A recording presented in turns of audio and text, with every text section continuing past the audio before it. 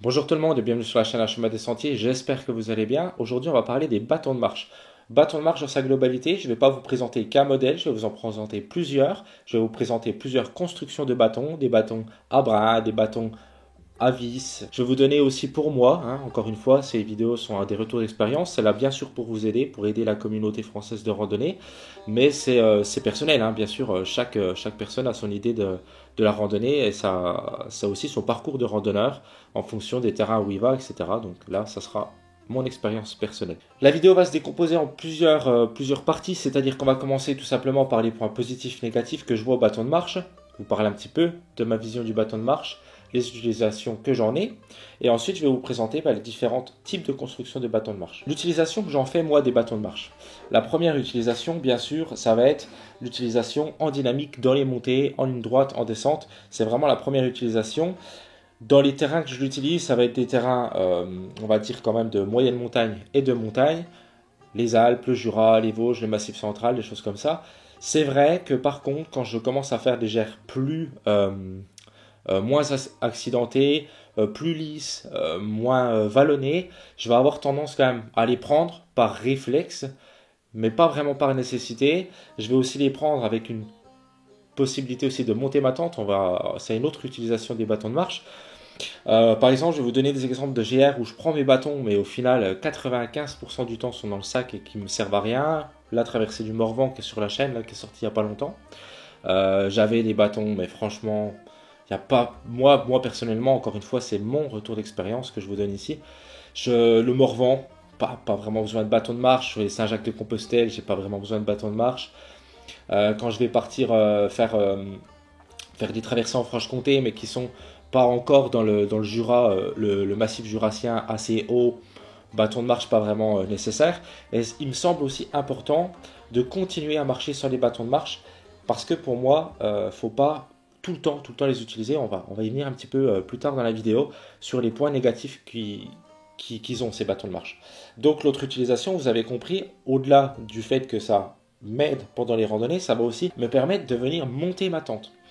Quand on utilise comme moi une tente qui n'est pas autoportante, donc qui n'a pas d'arceau, on va avoir besoin d'un piquet pour venir stabiliser la tente. Donc soit on a besoin de un ou deux bâtons.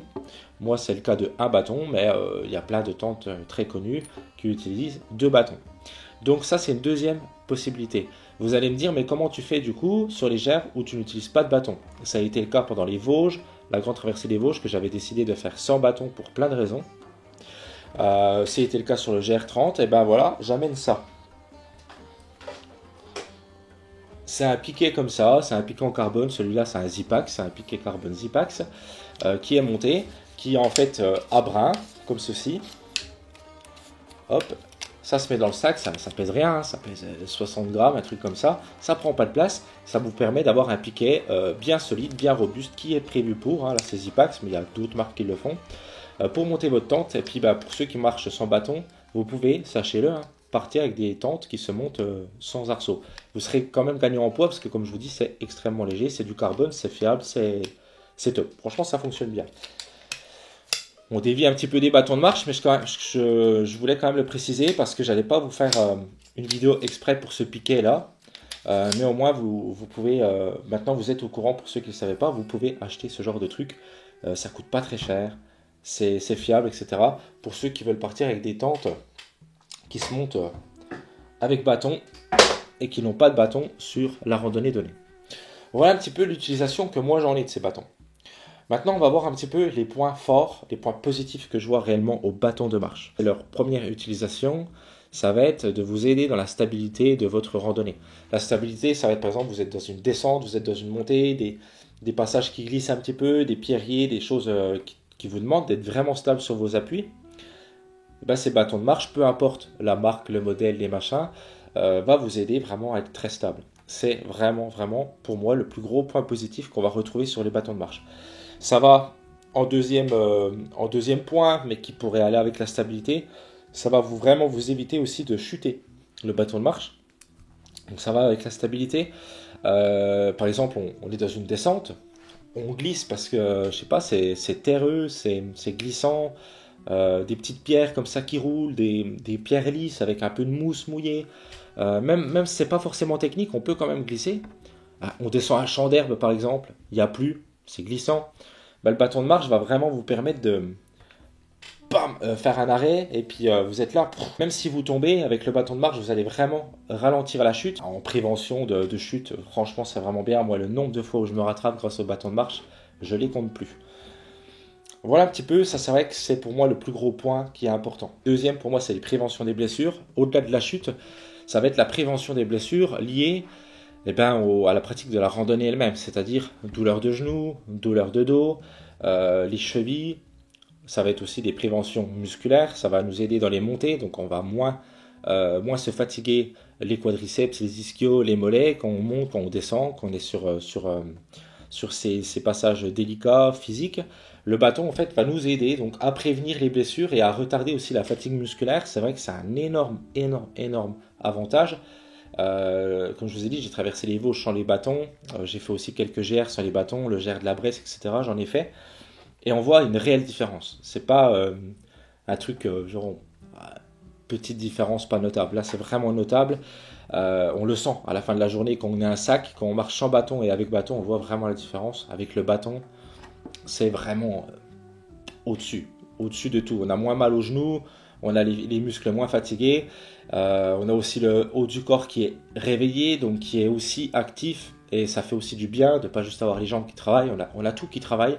Et c'est vraiment très positif pour moi, les bâtons de marche. Le troisième point que je vois au bâton de marche, et là c'est peut-être mon côté un petit peu sportif qui va parler, c'est l'allure que ça va nous donner.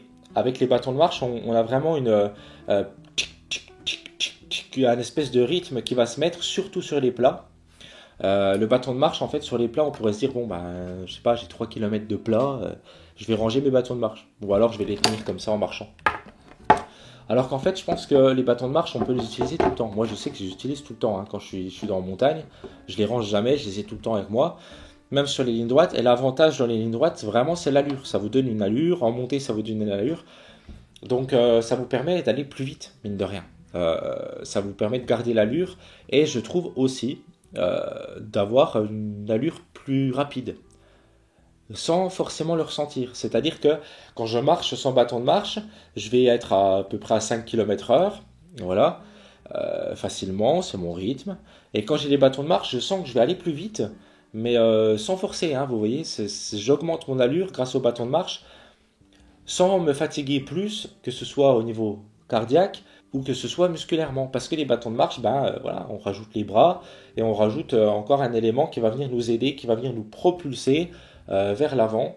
Et ça c'est franchement un gros point positif aussi, l'allure, voilà, ça va vraiment vous aider à garder le rythme lors de vos randonnées longue distance. Deuxième partie, les points négatifs que je vois au bâton de marche, parce qu'il y en a aussi, généralement de toute façon, il n'y a jamais que du positif. Peu importe le matériel que vous allez acheter, même si vous achetez le meilleur matériel du monde, il y aura du négatif.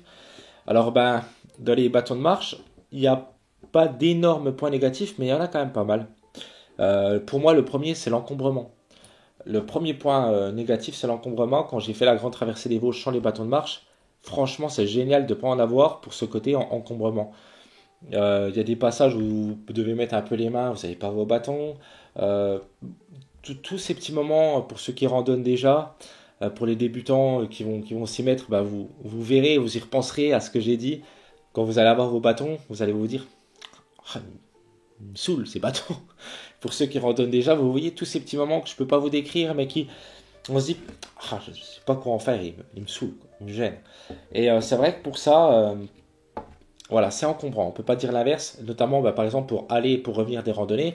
Moi, généralement, j'utilise ma voiture, donc c'est pas encore trop délicat, mais quand je dois prendre le train ou l'avion, voilà, hein, c'est encombrant. Ça, c'est un point négatif. L'autre point négatif que je vois et qui est pour moi vraiment le plus gros point négatif, c'est un petit peu de devenir dépendant à ces bâtons de marche. Un petit peu comme on va avoir avec les chaussures montantes. Les bâtons de marche,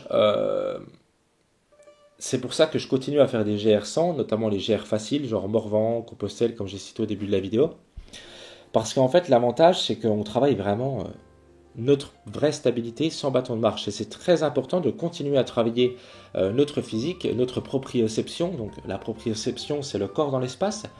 Vous fermez les yeux, vous pouvez toucher votre nez.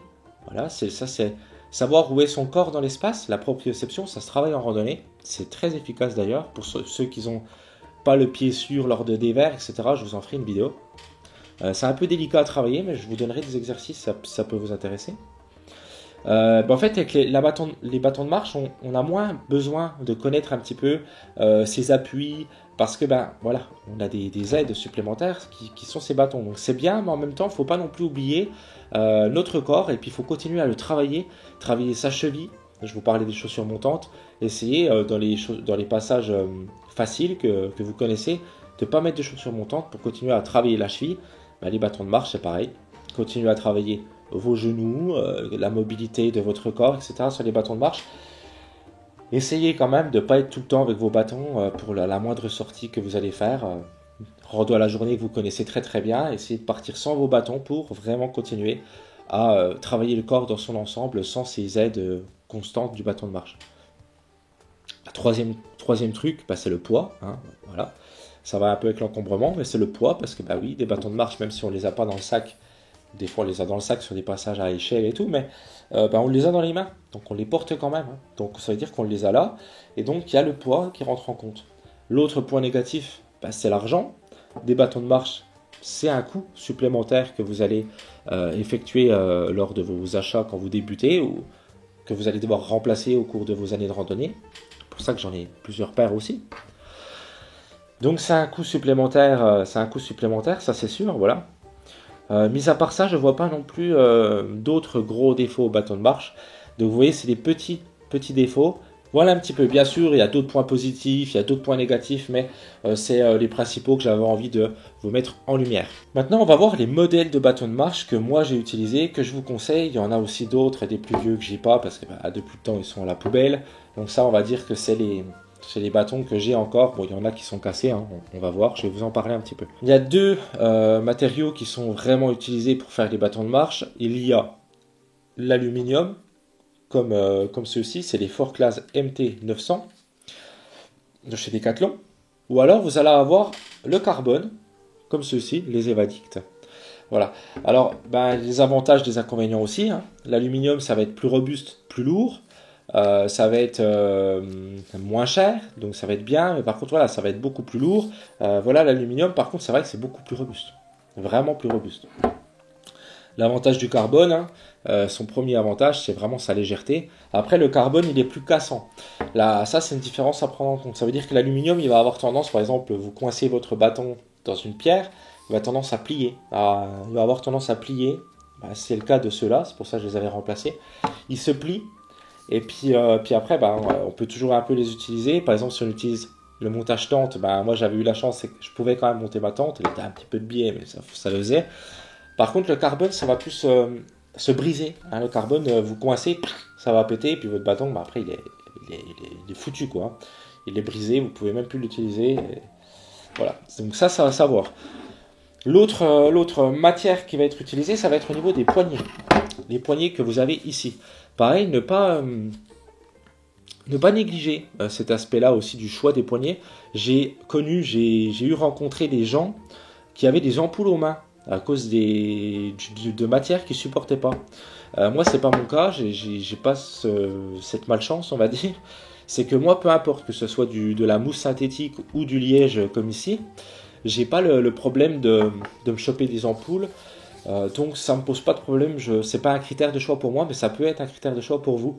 Donc voilà, comme je vous dis, j'ai eu rencontré sur les chemins des gens qui avaient vraiment des ampoules ici, parce que par exemple ils sont partis avec du liège, et puis c'était trop abrasif pour eux. Et du coup, ils n'arrivaient plus à utiliser leur bâton parce que vraiment c'était agressif.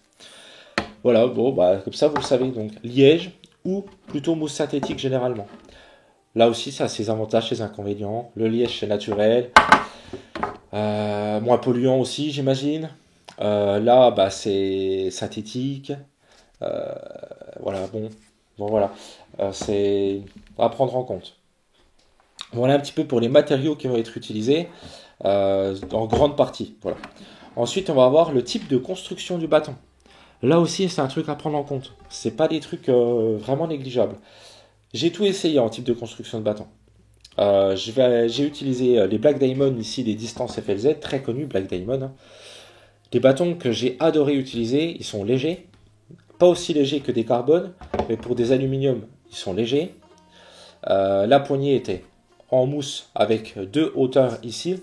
Incroyable, ça veut dire que, on va y revenir après, la longueur des poignées ici est pour moi quand même un critère quand même de choix. Possible d'être monté de 105 à 125 cm. Vous avez un espèce de clips ici. Hop. Puis vous pouvez les régler à la hauteur que vous voulez. Pour régler les bâtons, c'est facile. Vous mettez votre avant-bras là parallèle au sol. Voilà, comme ça. Puis hop, vous pouvez, après, une fois que votre avant-bras est bien parallèle au sol, bah, c'est que vos bâtons sont réglés à la bonne hauteur. C'est pour ça que c'est intéressant d'avoir une poignée plus longue. Parce qu'au moins, dans les montées, on peut prendre bien en haut, puis dans les descentes, bien en bas. Et on ne tient pas le bâton là comme ça. On a vraiment une espèce de dextérité qui est un petit peu plus intéressante quand on a une poignée assez longue. Faut pas que ça passe tout le bâton. Mais ces Black Diamond là sont un peu limites. La poignée est un peu trop petite à mon goût, hein, vous voyez. Contrairement par exemple à Decathlon, qui ont fait un truc vraiment incroyable, c'est de longues poignées. C'est aussi pour ça qu'ils sont plus lourds. Mais vous avez vraiment une longue poignée qui est vraiment agréable parce que du coup, même dans des forts dévers, des grosses pentes et tout, on a vraiment tout le temps la main bien stable, agréable sur cette mousse synthétique qui est pour moi agréable. Et c'est bien par rapport à ces Black Diamond, hein, vous voyez, il y a vraiment une énorme mousse supplémentaire chez Decathlon. Là. Donc je vous disais, en gros, ils ont pété là où est le point faible là, de base. C'est que c'est des systèmes 3 brins. Donc vous avez un clip ici, 3 brins. 3 brins. Et en fait, vous allez tout simplement tirer ici pour les déclipser. Donc je vais vous montrer. Vous prenez, vous tirez. Et puis ici, hop. Vous voyez. Et c'est une espèce de câble, hein, en fait, hein, de câble. Et puis, voilà, ça donne ça. Puis après, bah, vous pouvez les ranger dans votre sac. Alors l'avantage, c'est que justement, au niveau encombrement, là, on est pas mal. Par contre, bah, ce qui a tendance à péter avec ces bâtons, bah, c'est justement ici, hein, vous vous doutez bien, là, où on le plie pour le mettre dans le sac. Bah, les Black Diamond, moi, ont cassé justement ici. Donc celui-là, il est toujours en état. Donc je le garde, parce que bah, il est quand même en état. Par contre, celui-là, je ne peux plus le clips, justement le câble dedans, a pété. Je ne peux plus, il est foutu. Voilà, il est complètement foutu. Et Black Diamond, pour remplacer les pièces, c'est quasiment de l'ordre de l'impossible. Ça, c'est la première construction. Construction à brin avec un choix d'auteur de poignée, 105 à 125. Vous avez des bâtons qui sont plus 105 à 150. Après, bah, sachez que plus le bâton, vous allez pouvoir le monter haut et le descendre bas, plus il faut de la matière, plus il va être lourd. Voilà. Et du coup, moins fluide dans les mouvements. Voilà. Ensuite, vous avez l'autre système, je pense le plus commun, système à vis. Vous allez visser, à l'intérieur ça va écarter un truc ou le fermer pour pouvoir les brins, déclipser les brins. Puis après, bah voilà, tout simplement, hop, hop, hop, et puis voilà. Alors, des avantages, c'est que bah, du coup l'encombrement il est quand même encore gros dans le sac. C'est quand même tout de suite gros, hein. On le met là. On a quand même cette pointe là qui va venir dépasser, contrairement à l'avantage des systèmes 3 brins. C'est un peu plus fastidieux, c'est-à-dire que quand on veut le ranger, c'est un peu plus chiant, parce que l'avantage là, c'est que bah, pap, c'est fait. Là, c'est un petit peu plus, il faut le visser, dévisser. Ce que moi, j'aime pas dans ces bateaux-là, et c'est pour ça que j'ai totalement arrêté de les acheter, c'est que j'ai remarqué, quand on marche beaucoup, c'est que ça a tendance à... au bout d'un moment à se dévisser, et puis on est obligé de le revisser, et puis pam, on s'appuie, puis ça s'enfonce un peu, et puis à la fin de la journée, c'est pas droit, donc du coup je me dis, voilà, bon. J'ai pas été trop convaincu par ce système-là de vis. Ça fonctionne bien, mais bon, voilà, pas le truc qui m'a le plus convaincu. Ensuite, il y a le système là, le système de Decathlon, le MT900, qui est le même système du coup que chez le Black Diamond. La différence, c'est que Decathlon, ils n'ont pas économisé sur le poids. Et là, la grosse différence, c'est que c'est très solide et robuste.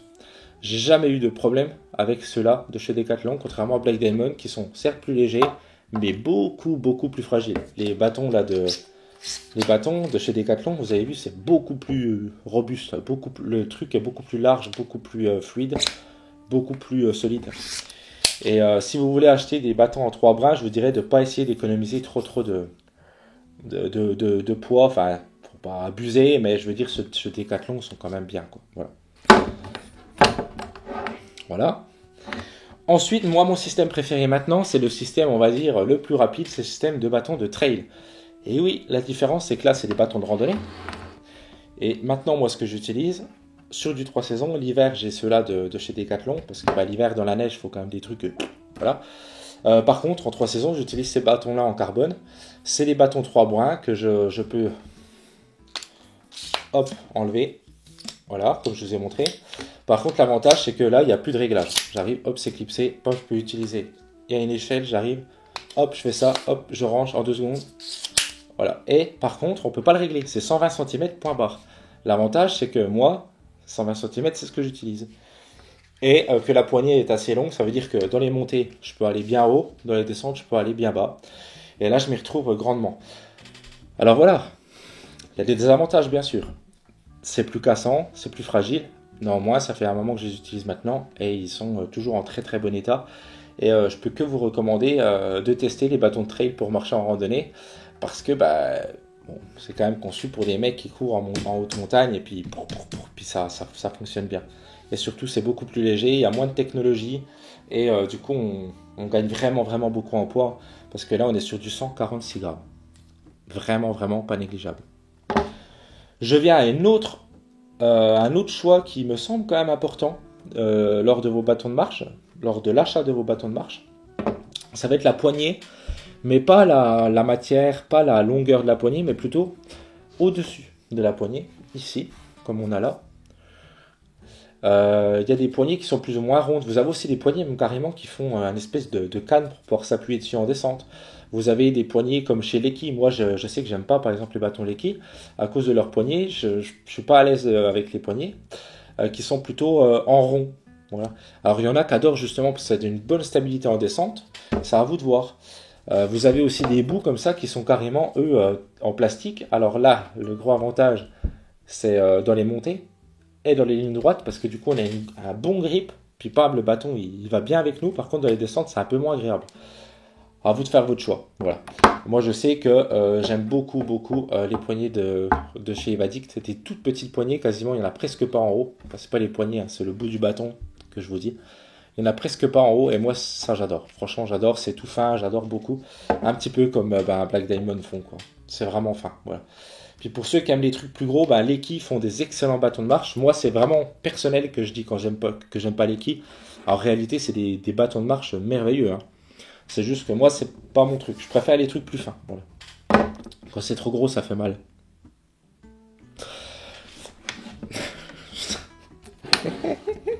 Voilà un petit peu. Maintenant, vous allez me dire, mais Loïc, les dragons, tu n'en as pas parlé. Les dragons, c'est ce petit truc-là, la sangle que vous avez ici. Pourquoi j'en ai pas parlé? Parce que moi, je l'utilise pas. Je sais que ça permet de mettre encore plus de force dans les bâtons, sans forcer sur les triceps, par exemple. Parce que vous mettez votre main dedans et puis bam, vous avancez. Testez. Moi, je sais que je déteste avoir la main prise. Déjà que je trouve que c'est encombrant les bâtons par moment. Alors en plus, il faut que je prenne ma main, que je mette dans la dragonne, que je fasse ça, puis après il faut que je fasse ça et tout. Moi, je déteste faire ça. Puis j'aime pas avoir. Déjà, vous avez vu, j'ai pas de montre. Même quand je pars en randonnée, c'est très rarement que je mets une montre. J'ai un peu du mal avec les trucs autour des poignets. J'aime bien, mais la sangle du bâton de marche, c'est vraiment, moi, je déteste ça. Donc, à vous de tester. Voilà. Néanmoins, je trouve aussi que par moments, c'est plus dangereux qu'autre chose. Dans les descentes, par exemple, avoir la dragonne ici, vous tombez, vous êtes emmêlé dans la dragonne. Bon, je sais pas. C'est pas le truc qui me convainc le plus. Après, là, c'est vraiment perso, je pense, hein. Pareil, vous avez différents matériaux. Black Diamond font des trucs pas mal. Là, pour le coup, c'est les merches de chez Amazon.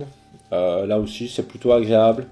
Et puis, pour ceux-là, bon, ils sont coupés, donc je peux même pas vous dire parce que je les utilise pas. Je préfère les couper parce que sinon, quand je marche, je les sens. Là, me taper la main, ça me prend la tête. Voilà. J'espère que cette vidéo vous a été utile. Elle était longue, elle était conséquente, je suis rentré dans les détails, mais voilà, j'espère que ça vous a été utile. N'hésitez pas à partager pour faire connaître la chaîne au plus grand nombre, vous pouvez me soutenir en devenant membre à l'aide de 4,99 € par mois. Yophilisé.fr avec le code Loïc10%. Loïc10, ça vous donne 10%, moi ça me fait une petite commission. En description, vous avez des liens Amazon affiliés aussi si vous voulez commander le matériel que j'utilise. Pareil, ça me fait une petite commission si vous passez par le lien, je vous en remercie grandement. Il y a plein d'autres liens, vous regardez, il y a des listes de matériel, il y a plein de trucs. Je vous dis à très bientôt sur la chaîne YouTube. Ciao tout le monde.